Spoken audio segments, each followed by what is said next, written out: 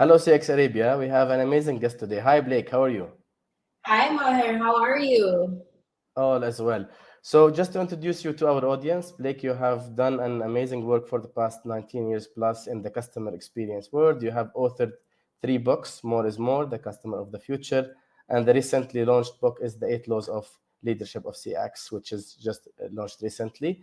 In addition to, you have done a lot of keynote speaking all over the places, all over the world, traveling from here and there, and providing an advisory for the C-suite as well to enhance and enrich the customer experience. If you want to add anything else, Blake, as well. Yeah, thank you so much. No, and I've raised two little kids as well and two dogs. You left Yeah. that out. And an entrepreneur husband. Uh, an amazing husband. I've done a lot as well for Jacob for the leadership and all this. Maybe Oh, we have cool. him one time within our episodes. And now coming to the customer experience, how you see it different, especially you anticipated the customer of the future before Corona and COVID, and Yeah. then we have accelerated the progress, and your future became a little bit in these days, not more than that one. So, if you can take us about the customer experience from your point of view, the changes, the evolution in general. Yeah, I mean, the book came out, my second book, right before COVID. And I was pregnant, and we were all so scared. And I was washing my strawberries with soap after I'd brought them home from the grocery store until I ate soap. And I thought maybe this is too extreme. But it was a very scary time, and all customers were uncertain. So there was just chaos. And then the next 6 months, businesses and all organizations and countries and governments were trying to create order out of chaos. Yeah, And many businesses obviously sprinted to transform themselves digitally to meet the employee and the customer where they were. Many of these habits we still have today. Like many contact center agents now are now remote. Many employees are more hybrid than yeah, prior to COVID, obviously. And the economy is suffering because of COVID, because of supply chain and inflation, which obviously now the price of products has gone up and hasn't really come down. The yeah, real estate market is a mess. So we're still years later dealing with the mess of COVID and also learning from things that went wrong. So, like, what missteps with just society? Like, should we have really shut down schools? Should we have shut down beaches? Did people need to wear masks or not? Did they need to get yeah. the vaccine or not? And it's just, I think for years to come, we'll still be dealing with the aftermath of COVID. But we also learned, as in any dark time, you learn, you grow. So that's the silver lining. So And it post-COVID changed us world, and our habits as well, even after COVID. Post COVID was a yeah. complete change for our habits, and the impossible became possible now, and we became the norm maybe in some areas, like what you said, the work from home, remote work, and the consumption habits and the users' expectations that you can do it accelerated. Yes. Yes. So many experiences we never thought we could do digitally, doing digitally, like banking. Yeah, Here's an industry you have to come in to the office. All business has to get done in person. Okay, well, it turns out we didn't have to do it in person. So that's the silver lining. And many experiences we could now just bring straight to the consumer's home. So you see, sometimes we have all these excuses as to why we can't do things when it takes a global health crisis to show us in our businesses, oh, we can sprint. We yeah. can have employees hybrid or remote. We can do it. We just have to figure it out.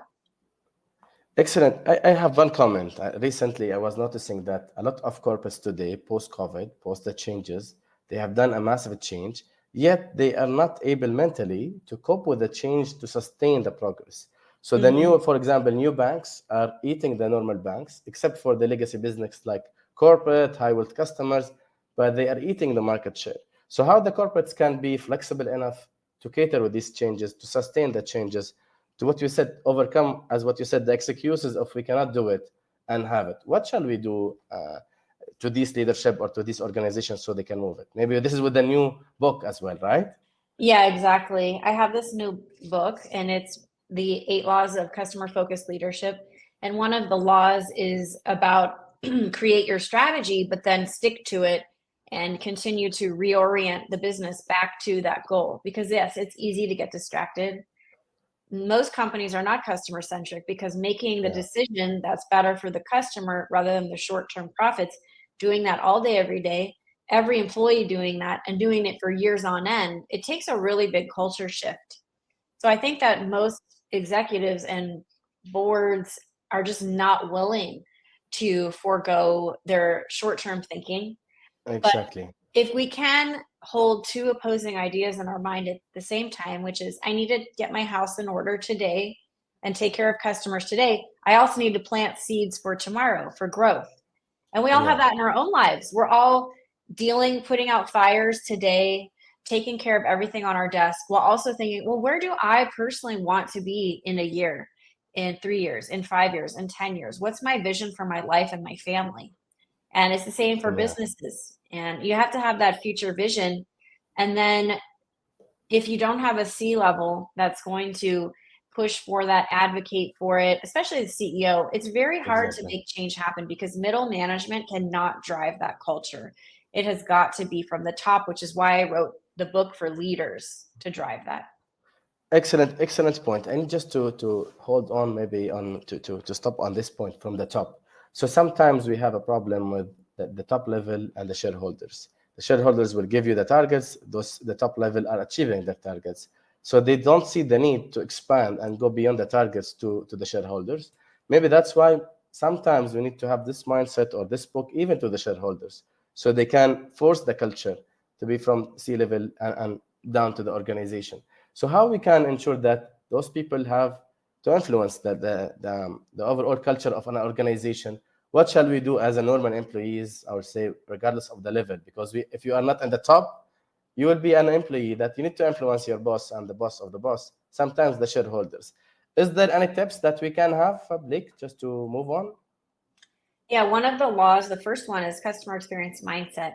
And it's Uh-huh. about bringing that energy, that enthusiasm, almost a spirituality to your work every day, where you're excited. You get there in the morning, you're smiling, you're exuberant, you want to go to work, you see the value in serving the customer, you like having that commitment and responsibility, and you face it with gusto.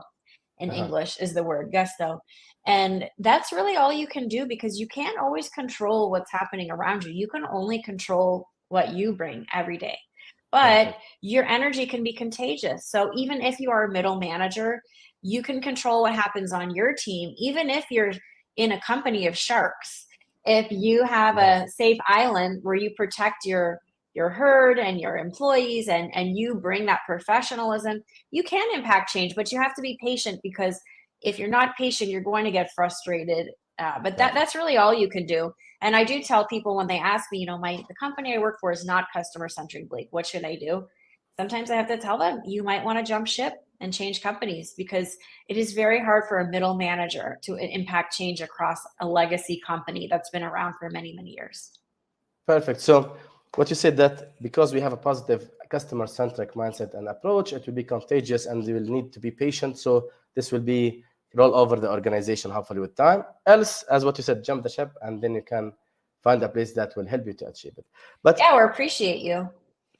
yeah, and today I think most of the companies, they have the minimum understanding of the customer-centric. Some they have and they excelled on that.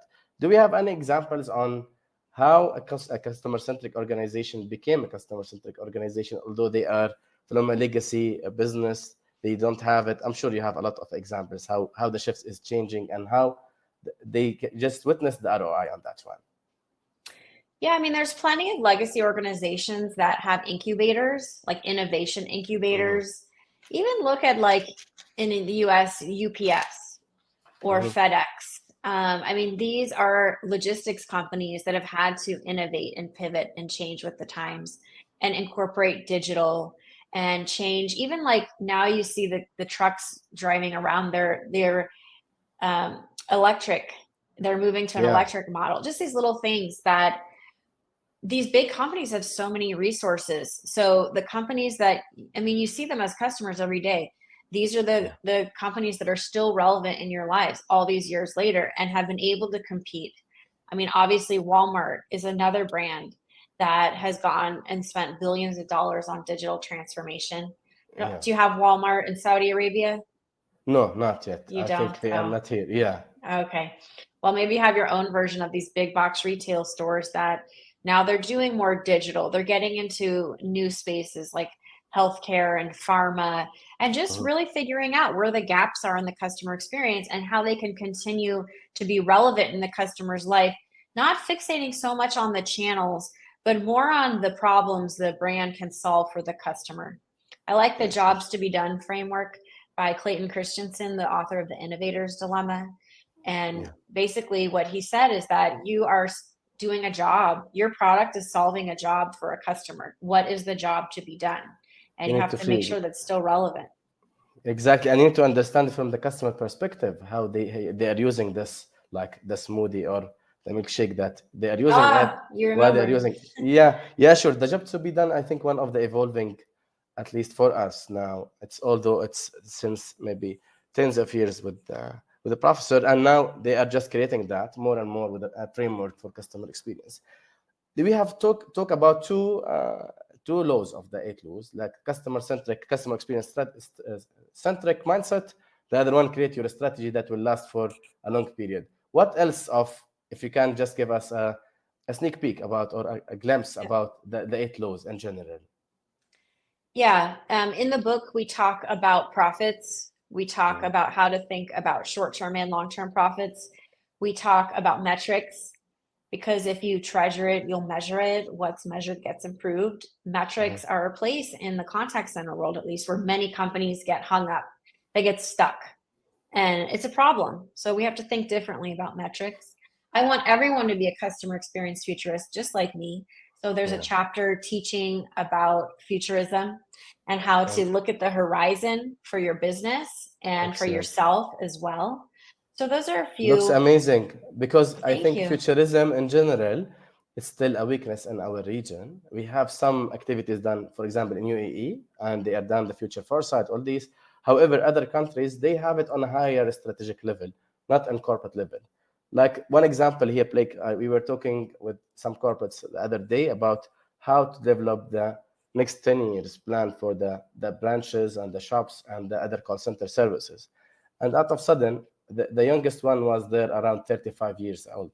So we said, Mhm. guys, we cannot anticipate the future if you don't have the customer of the future actually. Yeah. The young generations that will be our customers within 10 years, at least we need to understand their perception, their point of view, because the new generations, they have different needs and maybe wants as well, because they are more lazy, they are more digital, and they are smarter in some kind of activities done. They eliminate all the unnecessary work. Or how do you see it with the futurism point of view? Yeah, 100%. If you are looking at the future, you need to involve people that are going to be around in the years to come. So I think getting a customer advisory board together, making Uh-huh. sure you have Generation Z, figuring out what their lives are like. How do they communicate? How do they want to be communicated with by brands? What does the brand mean to them? Are they loyal? Are they not? And to feature them in your discussions around your table is so important. Uh-huh. And just because they're not the most senior people in the organization, I mean, often even the frontline, the people that work in the contact centers, they know how to fix your brand. So if you Excellent. just talk to them, really listen, you're going to get so much valuable insight. Excellent. And now, if we talk about how we can convert these kind of mindsets, readiness into action, shall we go on bulk? Shall we go on sprints or small initiatives? Or shall we sometimes just scratch what we are planning today because it's not relevant and just remove it from our back and shoulder and move to the next generation of technology? Or how you see it, Blake? Yeah, there's a great quote from Forrester that customer experience is a game of inches rather than yards. And what that means is that even a tiny gain and improvement in customer experience can cumulatively really move the needle for your brand.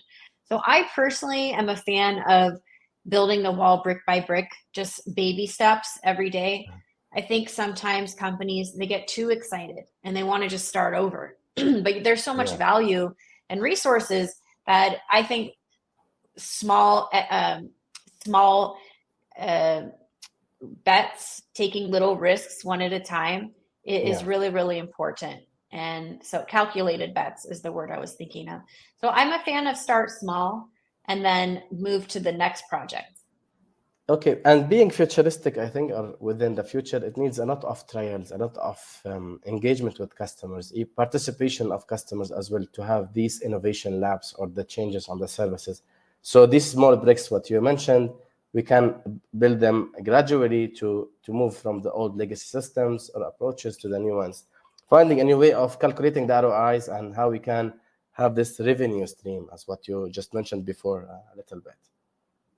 Yeah, I mean, to show your team as well, the small wins, the progress, and make sure you know how to track that money made or money saved. Many customer experience professionals do not do this. They don't track money made or money saved. So you have to think of yourself as a business strategist, because if you're taking your program to the CEO and you're saying, I want more money for my customer program, and you're competing with 10 other executives that also have programs they need money for, the CEO is obviously going to invest in the program that's going to move the needle for the company's bottom line. And that's why it's so important for people to think like product managers, like salespeople, instead of contact center, for example, contact center managers, to think about how am I going to sell this idea to the stakeholder. Excellent. So we need to have the strategy, the mindset to consider the profits and the matrices that will help us with the futurist mindset and engaging of related employees and customers as well, to prepare us for the future and to change the overall experience, right? Yeah, I mean, being a customer experience change agent is not for the faint of heart. It is a slog. It is hard. You have got to be looking all around you, behind you, up in front of you, finding your advocates, figuring out what needs to be done. What are the biggest customer offenders? Who's going to help you get there? How are you going to paint the vision and use storytelling as a way to continue to, like a politician, make your point over and over? It's not an easy job, but I think it's very rewarding. And increasingly, the awareness about customer experience has moved up the food chain. So now more CEOs are aware of it. I was just in Switzerland giving a talk for a hearing aid company and the CEO and the leadership team. And it was exciting to run these exercises with them. Well, if you can't sell hearing aids and you can only sell the experience around the hearing aid, like what is that experience? Is it compelling or not? And that's fun to watch the whole industry really grow, and to get to be part of it is a really big privilege. Excellent. I was hearing just Todd, I think Todd Anger was talking about you cannot smell a burger through a digital channel, for example. So so the customer experience is not easy to be managed. You need to be flexible enough to done it. What kind of tips that you give us for corporates, in addition to what we went through this, in order to start the execution, understanding the customers, how we can cluster the customers or segment them based on different personas, different types, because now I think personas are more complicated than before. We have the generations, we have the personas as well with different income. So is there any quick tip from an expert? Yeah, I think what's going wrong in the industry is we tend to overcomplicate things, and making them so complicated, it almost gives us an excuse not to do it. What executives need to be doing is to get out of the office, go flip burgers next to employees, go talk to customers, go mystery shop your own customer experience. And this is qualitative data, but I believe this is so much more valuable than anything, because once you actually see the reality of what's happening with your business and you're interested in the details, it's very compelling and you can't unsee that. Then you can paint the story and you can figure out where the gaps are. But if you're just looking at spreadsheets all day and looking at data that's not tangible, that has no story, it's not a customer with a personal story, this is not as compelling as actually being there where the work is happening and being able to tell people. I've seen it myself. Perfect. So storytelling and understanding the customer stories by moving on ground will help us to understand customer needs and start by focusing, building the brick by brick, maybe, if I can summarize it. Right? Yeah, I mean, personas and all that, I mean, there's a place for that, but those are changing so quickly. Technology is changing so quickly. Society is changing so quickly. When I worked at a Fortune 100 company, tech company, and we had our personas, To me, they just felt so tired. It was like, Mhm. why are we so mired in persona mapping when that's not relevant anymore? Like, what's relevant is now changing on the daily. So maybe we need another system than trying to put everybody in this box and look Mhm. more broadly at what needs to happen today and how quickly we can be flexible and pivot and and change what we're doing if we need to. Perfect. I like the simple way of describing how to tackle the customer experience, because really we should not overcomplicate the overall story. Start building more documentation rather than enhancement and reflection on the experience itself, maybe. So this is a great example. Starting with the basics, maybe we need to look into different industries, how we can enhance our experience from different similar industries or customers as well, right? Yeah, I mean, I would say you can look outside of your industry and just get Mm-hmm. inspired because everyone watching is a customer. I mean, think of your own customer experiences that have been frustrating versus the experiences that have added value to your life. And really start to think about what you sell. And would you want to even offer the experience that you sell to your grandma or your children? And if the answer is no, then that's a big red flag. So I think that we have to keep things simple. I have a framework called WAYS. It's an Uh-huh. acronym: walk a mile in the customer's shoes, ask for truth, say yes to accountability and small improvements every day.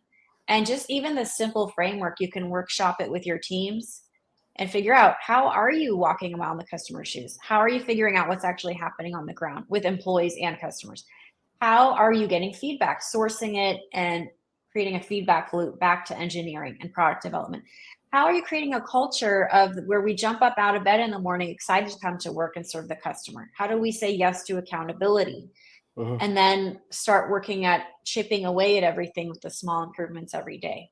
And with this framework, you could even begin to make change for your company and yourself. Excellent. And what you said is like saying yes means that we need to have an employee empowerment, because happy employees will be able to get excited from the bed every day.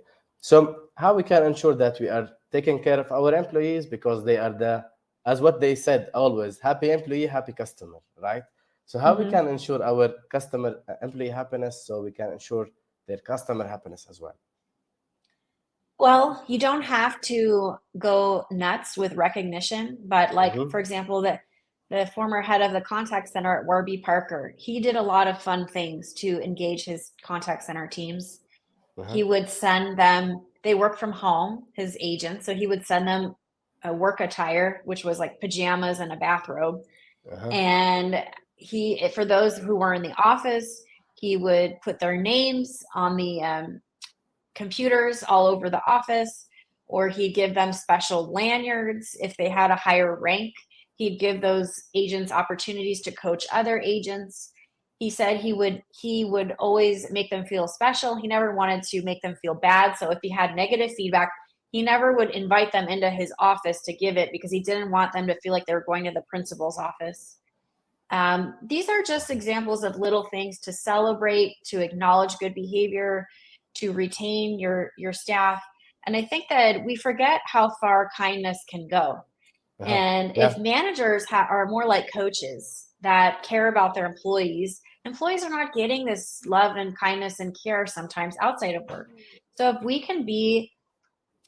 can take care of them while they're in our care at work, whatever they need, they're going to be happier. They're going to stay. They're going to have a smile on their voice when they work. Uh-huh. But we forget how far kindness goes. We're so busy being productive, and managers Yes. do not have time to coach employees because they're so busy producing. So if we Yeah. just take some of the stuff off the plates of managers, they're going to have more energy to engage, retain, develop staff. Excellent. I like the approach you said, the recognition, coaching, removing a little bit from the things that they are overloading the managers to talk with the employees with the small gestures, should not go mad about it. I have one latest question. It's the question of the year 2024, maybe. Gen AI technology, how crazy the world is changing around us today, and a lot of things are happening. Although we can keep it simple, some are telling you need to start today just to build the habit and the practice so you get familiar with this. Some are saying you need to wait till you have it. Some are pushing. Since you are talking about the futurism and customer of the future and how to be sometimes future proof, because the changes make us ready for the future and the changes. What is your advice? How you see this AI in general? I don't like to ask the question, but I would love to ask it to you, Blake, because you are the right person as well to answer this question because of your research as well. Yeah, I mean, AI is making its way into the contact center, and it's making its way into the contact center for agent assist. So serving up the next best action to the agent, or also for customers, obviously chatbots and machine learning. You have to think about change management as we bring these technologies into the contact center, because sometimes they're impacting our agents in unforeseen ways. Like I was recently meeting with an executive at a software company where they implement AI agent assist. And what would happen is now with the AI summarizes each interaction, where before contact center agents would get like a 2-minute break after each interaction to write notes about what happened. And it was a little break for them because it never took 2 minutes. Well, now you take that away because AI and machine learning are doing the summaries. Now the agent gets no breaks, and then the agent is going to get burnt out. It's interesting, these little change management issues that are going to come up that you would only know about if you have engagement software or managers checking on employees to make sure they're doing okay with these new technologies coming in. So I'm actually about to teach a course. I'm going Monday to record this course with LinkedIn on AI and change management for contact centers. Because anytime you bring in these sweeping technologies that are changing the daily work of agents, there's a lot of benefits because there's a lot of mundane rote work that they do that they won't have to do. At the same time, agents are maybe concerned, is this going to replace me? I don't like this technology.